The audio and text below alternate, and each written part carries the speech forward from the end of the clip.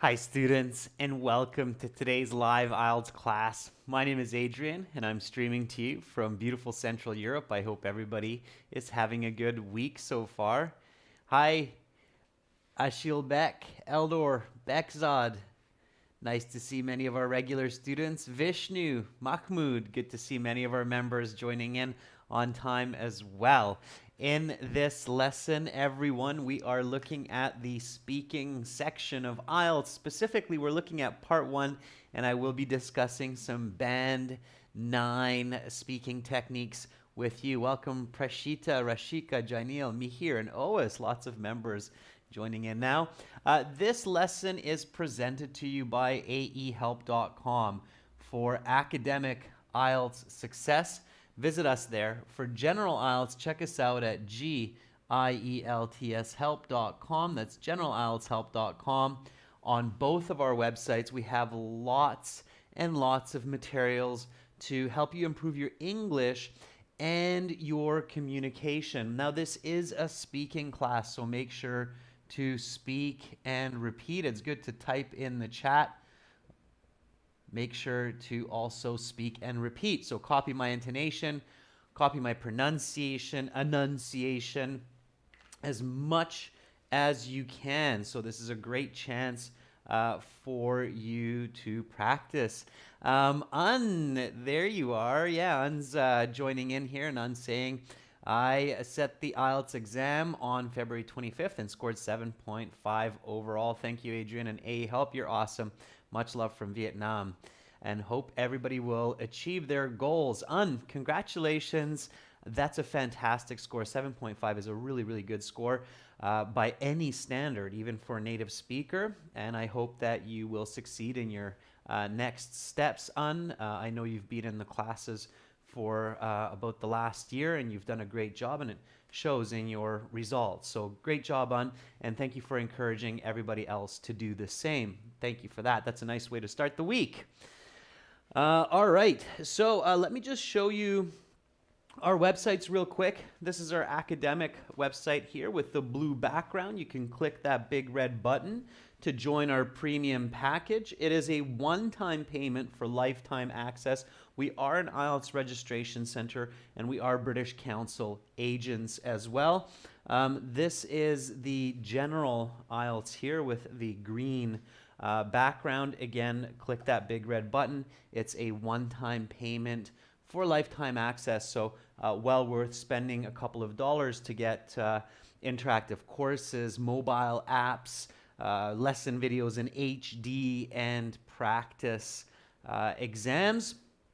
And of course, on our website, everyone, you can practice your speaking for free. So once you have a My Student account, and you go to your My Student account, in your My Student account, you will find a button that says Student Partner Speaking. And then when you click on that button, you get redirected to another window where you can basically video chat with other people. And right now we have Rajiv and Meshv and Masaki in here waiting for somebody to join up with them. So make sure to use this function. It's absolutely free on both the general IELTS and the academic IELTS. I'm just going to close this so people do not ping me during the lesson. Okay. So that's, of course, it's a speaking class, so I wanted to show you that. I know many people already use that function, yeah, it's free. Try it out. It's a great way to practice. Okay. All right. If anybody has questions, send me an email to adrian@aehelp.com, and I will definitely get back to you as soon as possible. So right now, speaking, part 1. Tomorrow we'll have task 2 starting for members. Then we'll have reading for everyone, and we have classes all the way until Saturday. So 2 classes each day, Thursday, Friday, Saturday. Today is 1 class. And right now, in this 1 class, we're going to do speaking. So you are arriving to your IELTS exam center For the speaking, question, when should you get to your IELTS exam center for your speaking exam? So how many minutes or how long before your actual interview time starts should you arrive to your speaking exam? What's the right answer for that? Okay, Nikki, I will answer that question as well. Nikki's asking, how long should answers be in part one? And I will answer that, Nikki, in just a moment. Okay, so Nikki says like an hour before. Yeah, absolutely, everyone. So that's my first tip to you. I've said it lots, and I just did the exam a couple weeks ago, and I will be releasing some videos on my exam experience. I got there early. To be honest with you, I got there about 40 minutes early, and I kind of wish that I got there an hour early. I did find somebody to practice my speaking with before sitting my speaking exam, but I wish I had a little bit more time. And actually, that speaking practice went by really, really fast. Okay, so I definitely recommend an hour. Okay, I'm also learning and improving our strategies all the time, and I recommend at least an hour. So my first tip, I used to tell students at least 40, 45 minutes, but nah, an hour, even a little bit more than an hour. Okay, so arrive to your speaking exam at least an hour before. Remember that you have to register 20 minutes before your interview. So this will give you 40 minutes to get comfortable and find another candidate to practice some speaking with. Take with you some printed speaking questions. Okay. You can easily save half a band score to a band score by just taking this extra step. Okay. Is everybody clear on that? Are we all tuning in? Are you following me? Can I see some thumbs up? It's a really important tip. So get there an hour before. You have to register 20 minutes before your interview. So that time is gone from the 1 hour right away. Okay. And so you have about 40 minutes to just really get comfortable, go to the washroom, build some courage, build some confidence, and then find another candidate that you can go up to. And of course, in English, not in your own language, but in English, say, hey, I'm here for the speaking. Are you here for the IELTS speaking? It's very obvious, by the way, when I did my exam a couple of weeks ago, I could just tell that the person was waiting for the IELTS. They seem nervous. They seem like a person who's ready to take an exam. You can feel that energy, okay? Even with COVID, you will find people outside of the exam center waiting, all right? So, okay, great. I can see lots of thumbs ups from members and from our students. That's really, really nice, okay? All right. Yeah, don't drink lots of water. Drink a bit, so be hydrated, but don't drink lots of water right before your exam so that you don't have to go to the washroom, because that can be a problem. Okay, all right, I saw Otis making a note of that, and that's true. Okay, so go to the exam early and practice. Stay in English, okay? It's very important that you don't start speaking English when you see the examiner, okay? You need to be speaking English well before you see the examiner. It's very, very important, okay? And I'll just add that one quick note before we get into some practice. So you need to speak English well before you sit and speak with your examiner. Okay, it's very important. All right. Now, I'm going to answer that one question. I think it was Nikki that was asking me about this. How long should part one answers be? That's a really good question. Okay, students are often confused about how long should answers be. So here's a good question. Okay, so how long should my, and I'm going to put this in brackets, part one answers be? Okay, the answer to that is they should be long enough to include an answer plus explanation plus, let's say 70% of the time, an example, a smooth example, and we'll talk about that. Okay, all right. I'll give you an example in a moment here about what I'm talking about exactly, so that you can do this. Okay, so a smooth example. All right. If I had to say, then I would say roughly 2 to 3 sentences. Okay. All right, now here's an important tip. You can also judge the conversation by the body language of the examiner. Okay, so what I mean by that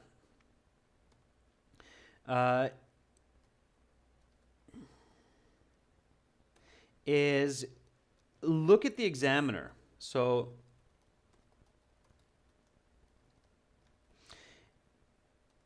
if they are looking down at the sheet for the next question, it means that you have said enough.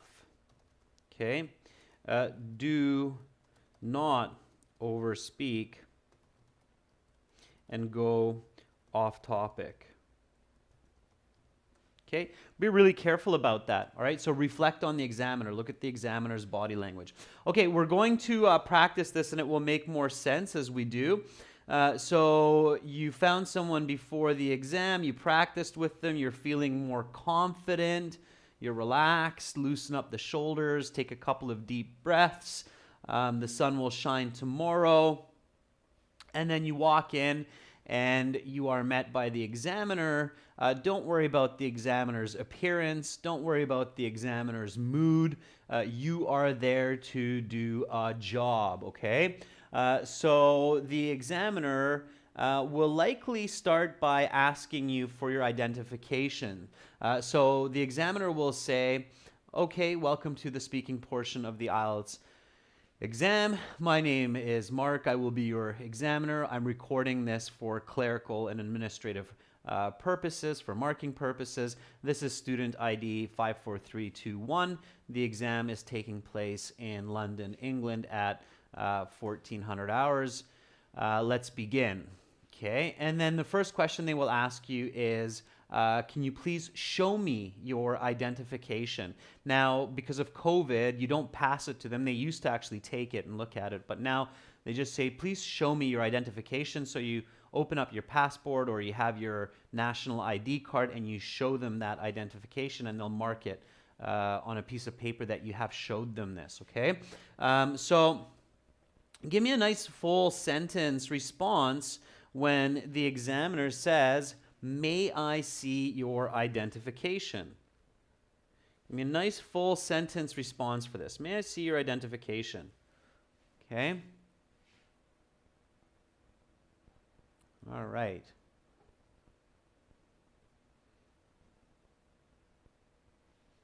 Okay. Crystalite, turn up the volume. I think it's just on your end. Sammy says, yes, certainly. Here's my passport, which I used to register for this exam.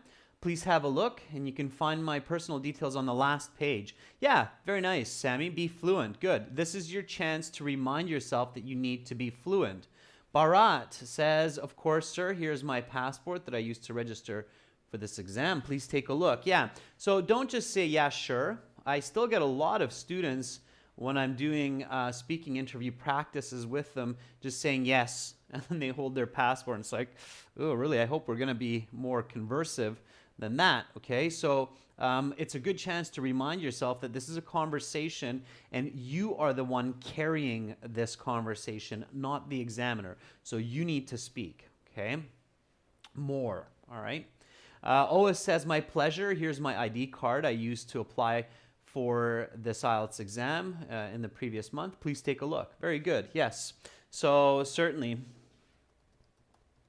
Here is my national ID card that I used to register for the test a few weeks back.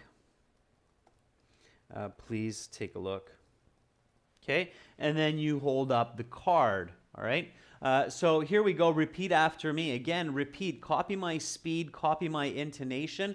Try not to read, okay? If you are confident in your English, do it from hearing or auditory only. If you're having trouble, then read, okay? Here we go, 3, 2, 1.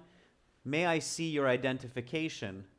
Certainly. Here's my national ID card that I used to register for the test a few weeks back. Please take a look. Okay, thank you. You can put it away. And what is your full name? Usually they ask for your ID first, or sometimes for your name. I think for me, they actually ask for my name, then my ID. So could be one or the other. Okay, and so what is your full name? The reason it makes sense for them to ask for the ID first is because if you don't have it, they have to ask you to leave. Janil says, my first name is Gabani and my surname is Janil. Please just call me Jay for short. Okay, Jay, very good. Nice fluent answer. Again, answer fluently. I did that and the examiner didn't stop me or cut me off. Denter says, my given name is Kishji Shirsta, but please call me Anmal, which is my nickname. Okay, by the way, sorry if I mispronounced some of your names. Of course, as you can imagine, it's quite challenging with people from around the world. Eldor says, my full name is Elton Jones. Please just call me Eldor. All right, Eldor, that works. Be fluent. Good. Akash says, my full name is Akash Patel. You can call me by my first name, Akash. And Akash, because you're using all capital letters in the chat, you're kind of shouting at me. So don't do that. Just use regular sized letters, okay? Uppercase and lowercase. Practice that. Faith Onu says, my name is Onu Faith Iefu. Please call me by my nickname, Zippo. Okay, like the famous lighter brand, Zippo. Mahmoud Al-Rahal says, my first name is Mahmoud and my surname is Al-Rahal. Please just call me with my first name, Mahmoud. Okay, Mahmoud, yeah. Please call me by my first name. More natural. Okay. All right, very good. Yeah, so again, don't be too concise. I think somewhere in the world, somebody started spreading this idea that you have to speak very short in part one. It's absolutely not true. You want to show fluency right away. You want to show good communication right away. So my given name is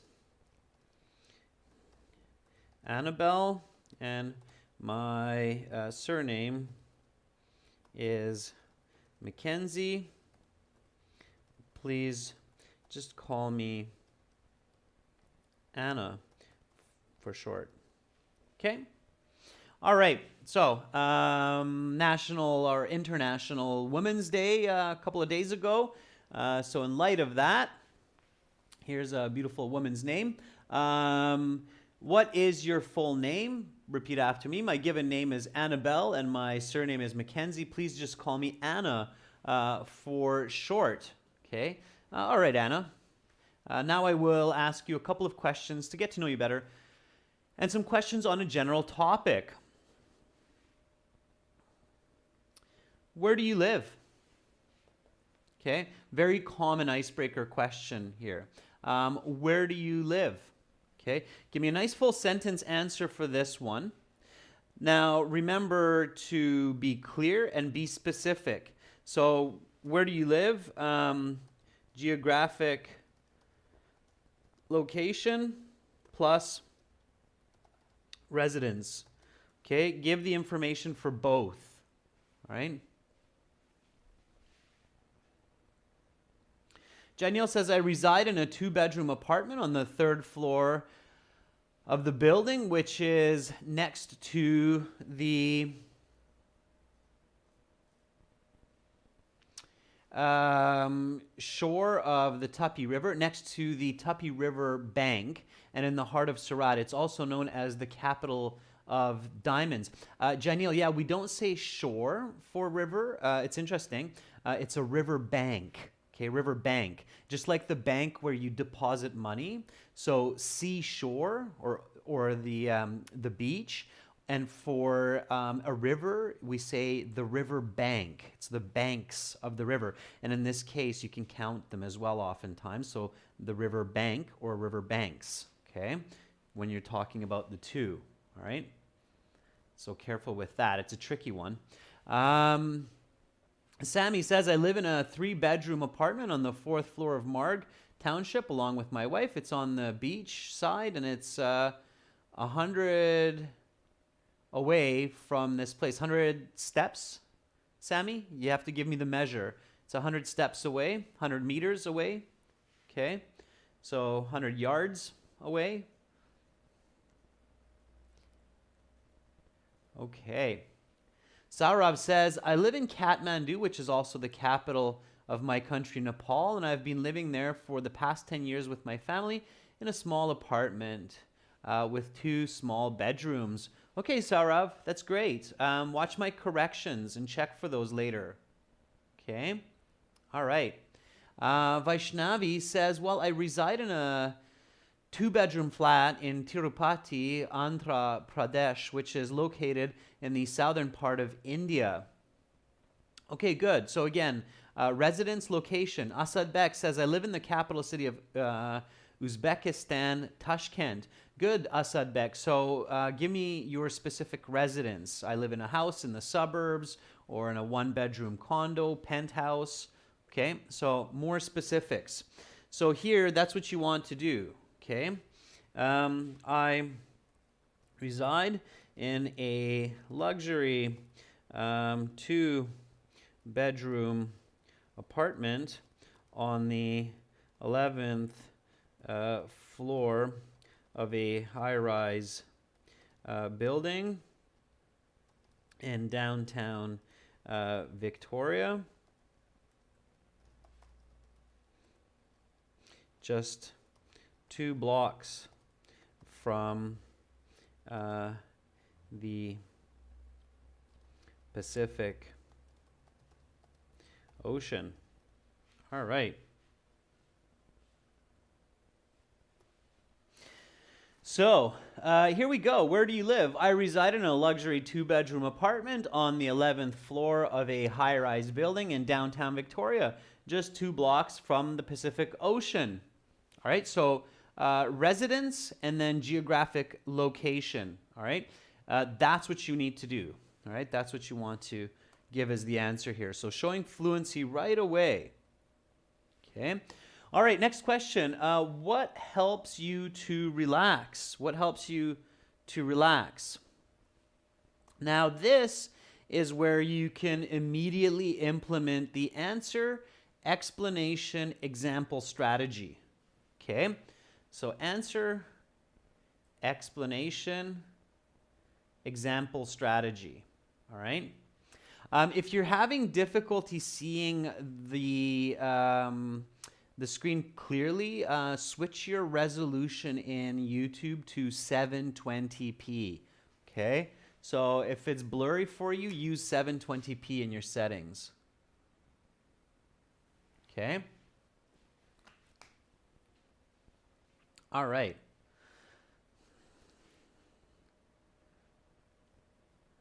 Bakrat says, well, often exhausted after college classes, I prefer to make some green tea. That really helps me relax, to sit on the couch and turning on some background music. Okay, Bakrat, that's great. So you have a bit of explanation. You're exhausted after your college classes. You have the answer. You like to make green tea, sit on the couch, listen to music. Good. Also add an example. So yesterday I had 5 hours of classes and it was just really nice to sit on the couch for half an hour listening to some smooth jazz, sipping on my tea. Okay, so that's what you want to do for a nice high band answer. Okay. Prashita says, listening to music or taking a few deep breaths usually calms me down. For instance, when I get nervous or I panic, I just put on some soul music and it helps me unwind. Prashita, very nice. Same tip as what I gave to Bharat, which is to include that smooth example. Okay, smooth examples, students. So don't say, for example, don't say, for instance, just a smooth example. Okay. All right, Faith Onu says, often when I put on some weight and get exhausted, I visit the gym daily to relax and lose some weight. Faith, that's a bit of an awkward answer. It sounds like you're combining something that you've practiced with the question and you're trying to make sense out of it. I'm not sure if that's what you're doing, but that's what it feels like to me.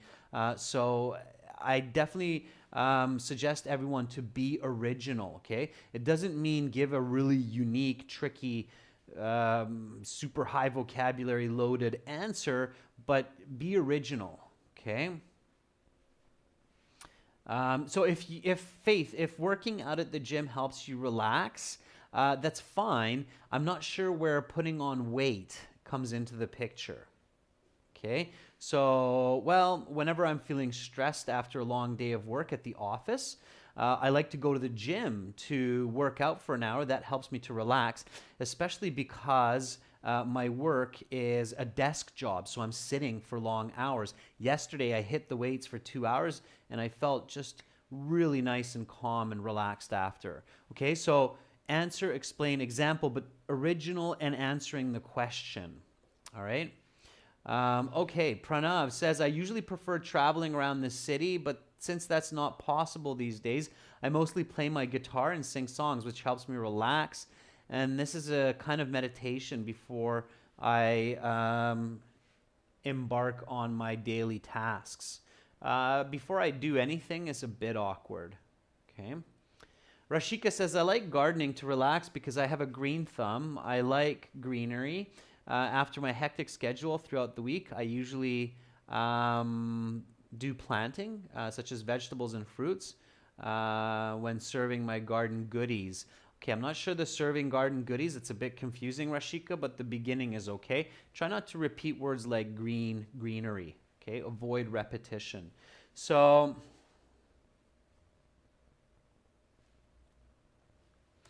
in order to kick back and chill out after a difficult day at the office, I like to do stretch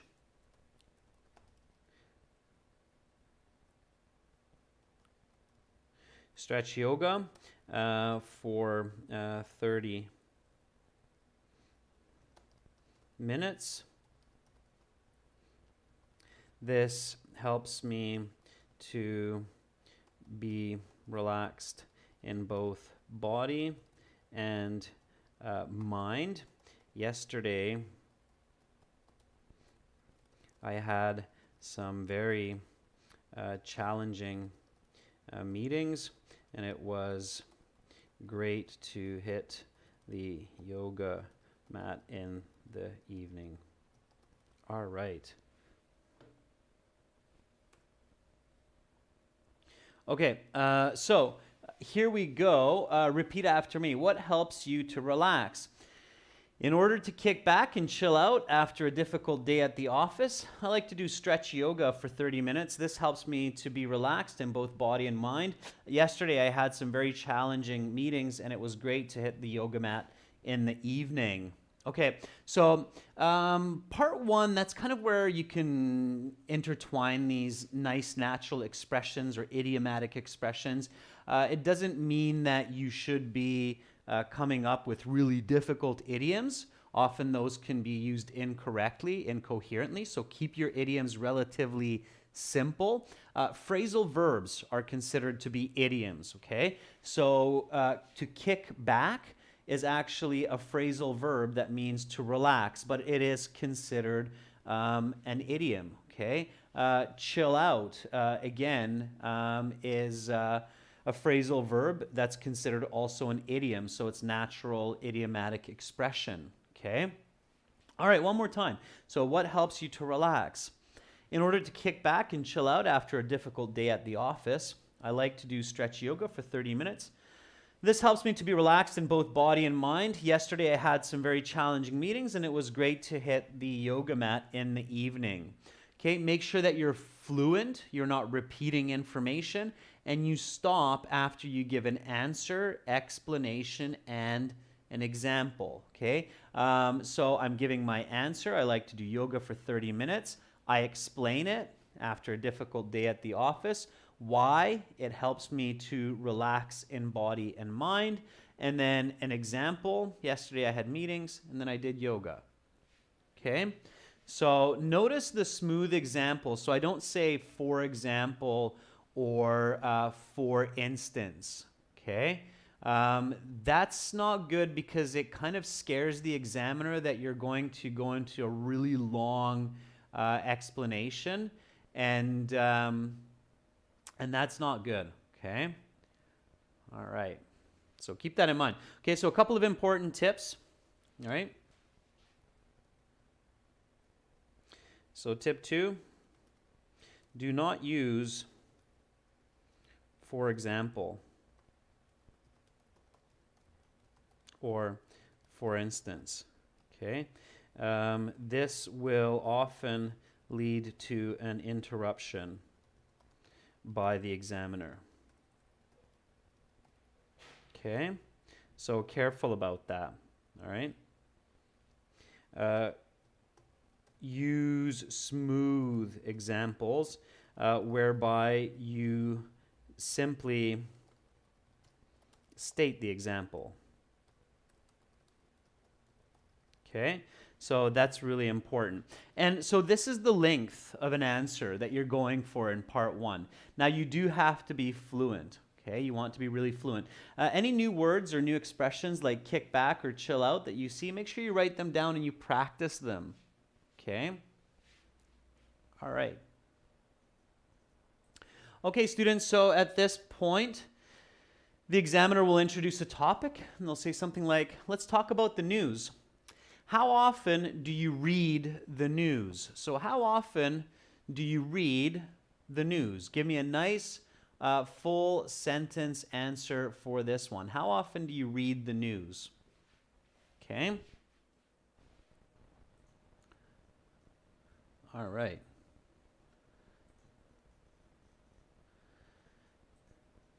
So here we go.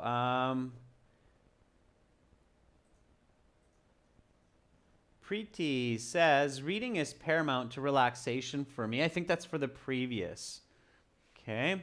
My chat seems to be stuck a little bit. Let's see if I can. Well, all right.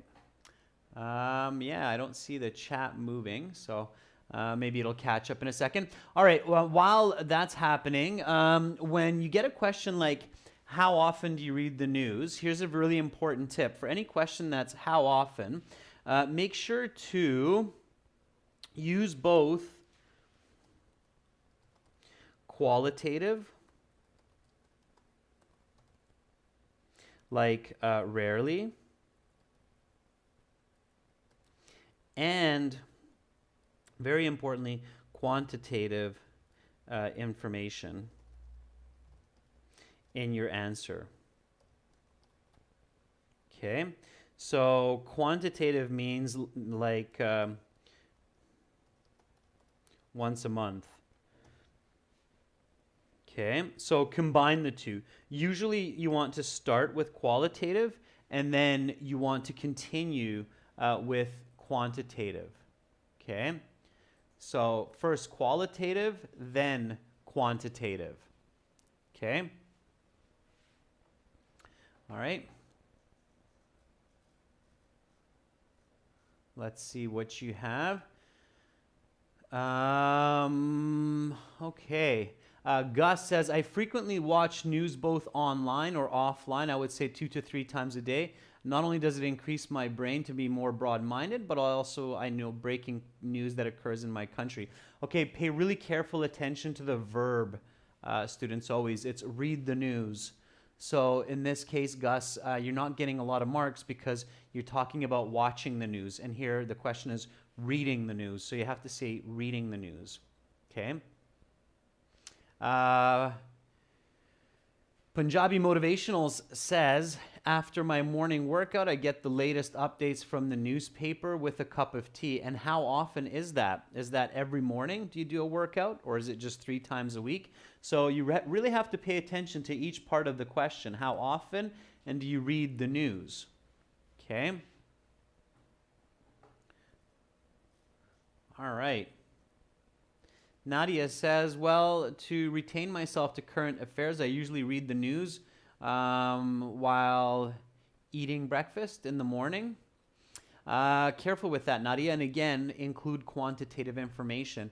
Nikki says, well, I read the news on a daily basis, especially BBC. I read it not only to boost my vocabulary, but also to keep in touch with current affairs. Okay, on a daily basis is good because daily basis is quantitative, so it means once a day at least, right?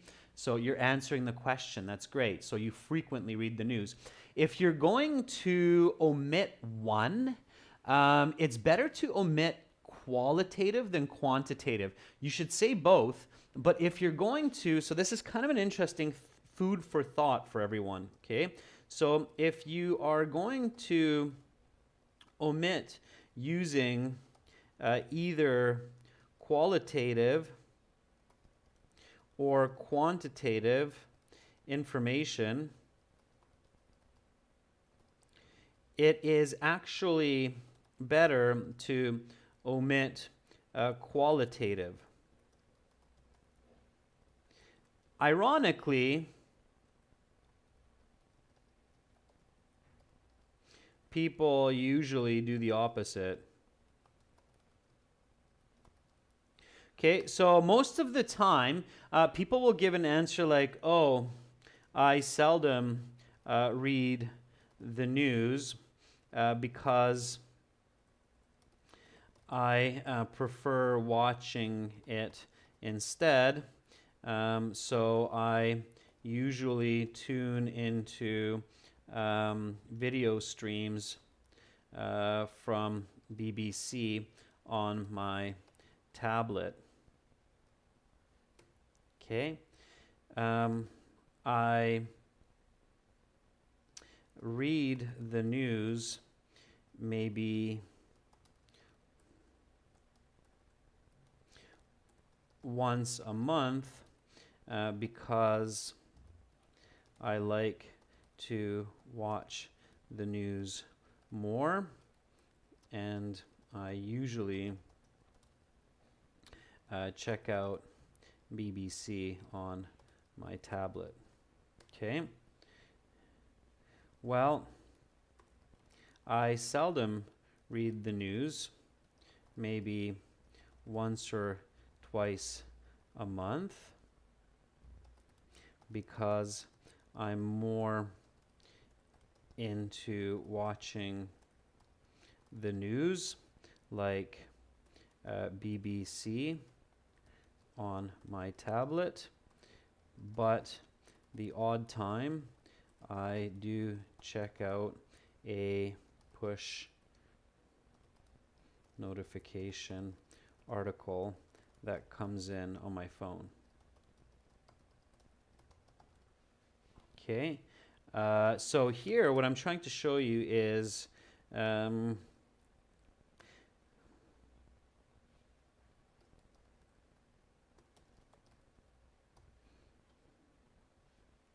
the different band levels.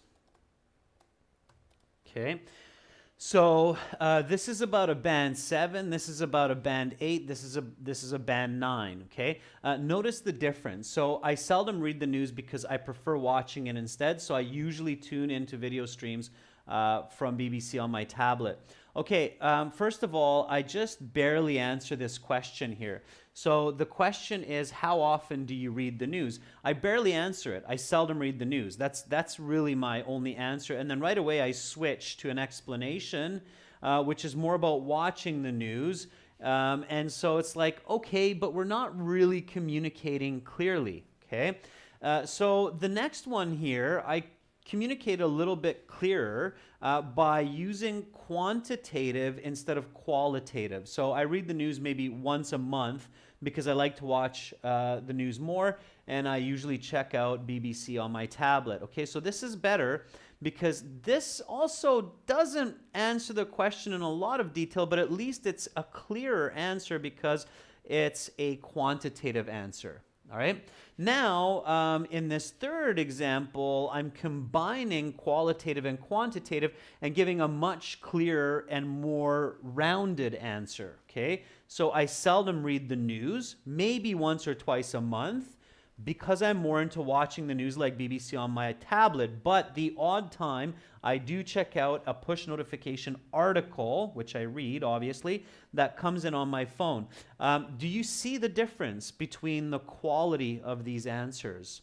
So when you're in the high band levels, in band 7, 8, 9, they expect you to have good vocabulary and good English. Okay, the IELTS becomes very subjective in the speaking and in the writing at band 7, 8, 9. Okay, and you really have to work hard with communication at that point to get those higher band scores. Okay, do you see the difference in the clarity and in the quality of communication between these three? Okay, it's all good English, but this is just better communication. Okay. And so until 6.5, your vocabulary and your grammar, they also matter a lot. But after 6.5, once you get into the good to very good to expert user range, it's much more subjective. Okay. All right. Jennifer, I just explained band 9 and how to get that. Okay. Jennifer's asking, how do I get a band 9? So clarity, having a lot of clarity and quality in your communication. And you get quality and clarity by quantitative information. All right, so here we have the next question, okay? All right, where do you get the latest news from and why? Okay, so where do you get the latest news from? Give me a nice full sentence answer for this question. Okay, Faith, good luck on your exam.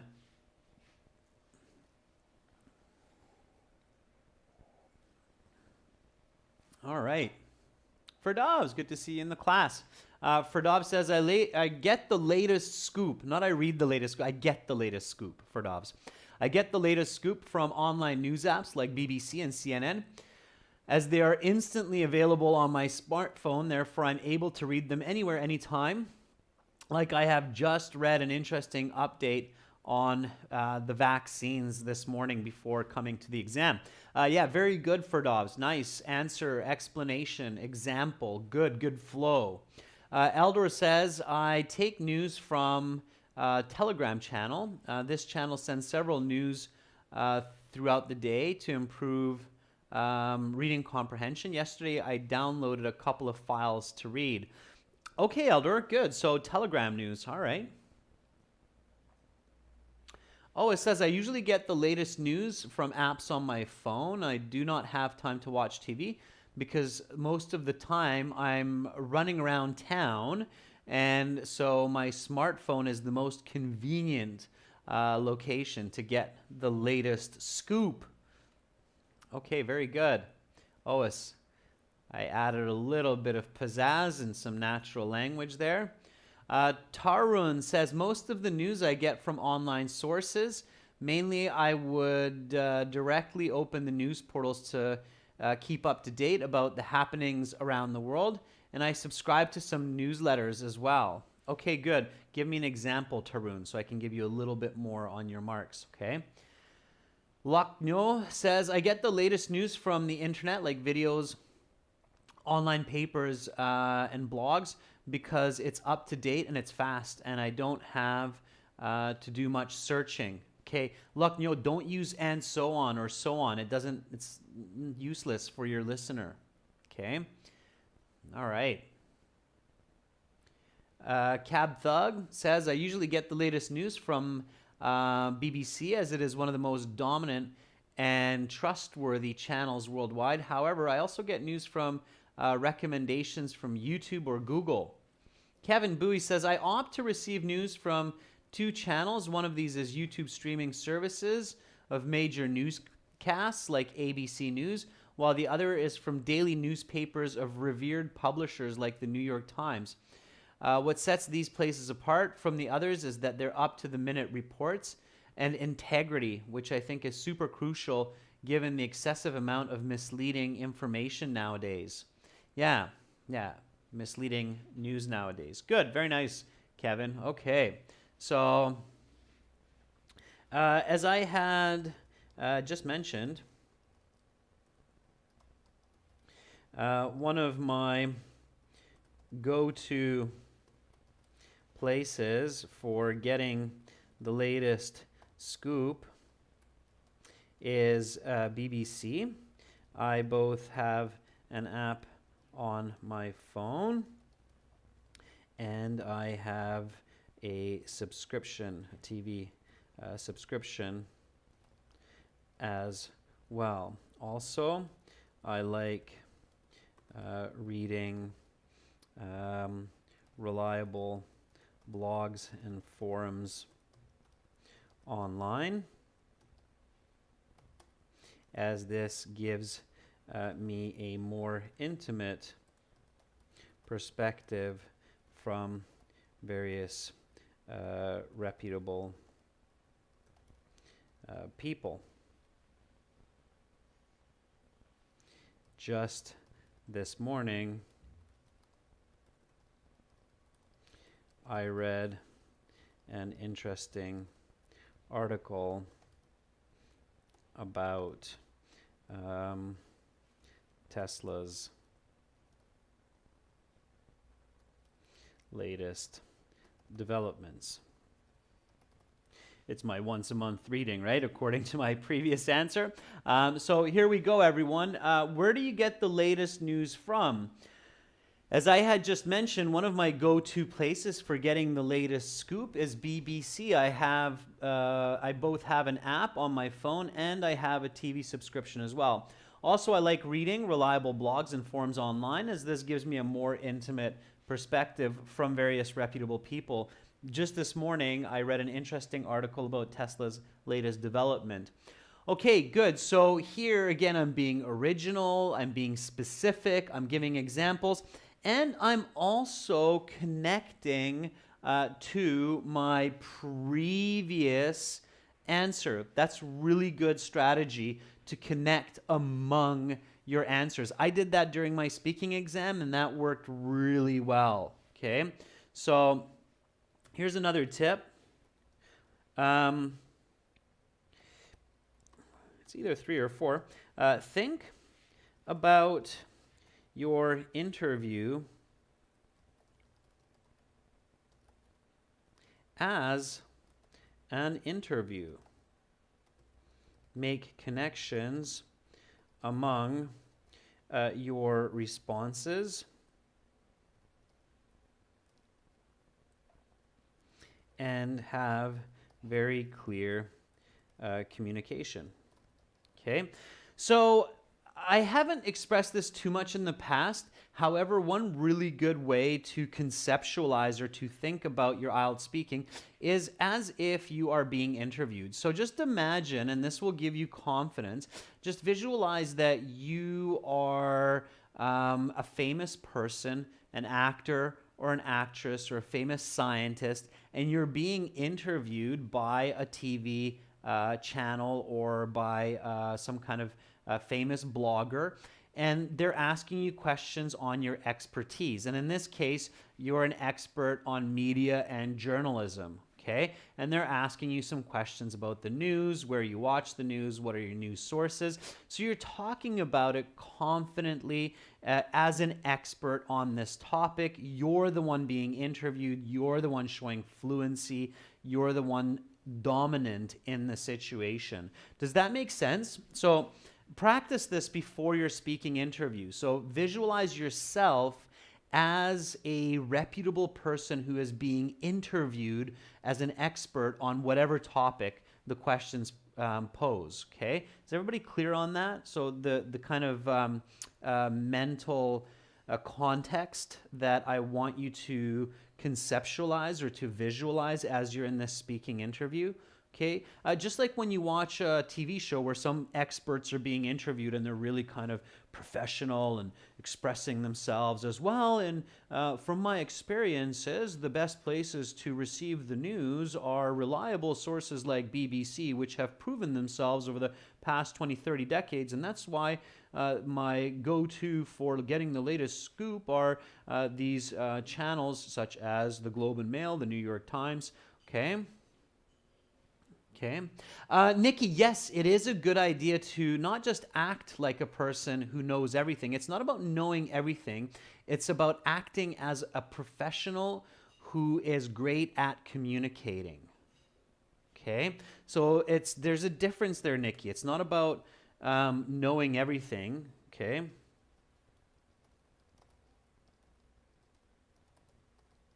It's more about